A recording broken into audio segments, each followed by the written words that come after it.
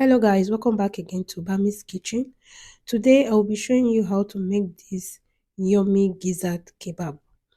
If today is your first time of coming across this video, you are welcome. With no further ado, let's jump right into the video.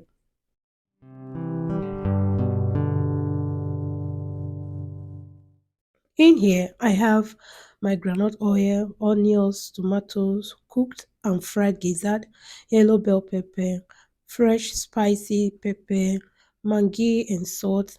And then I cooked everything for 5 to 6 minutes. And then I went ahead to stir this up. And you can use any bell pepper of your choice. So I went ahead to dish some of the gizzard into the plate. I will be using skewer or bamboo stick.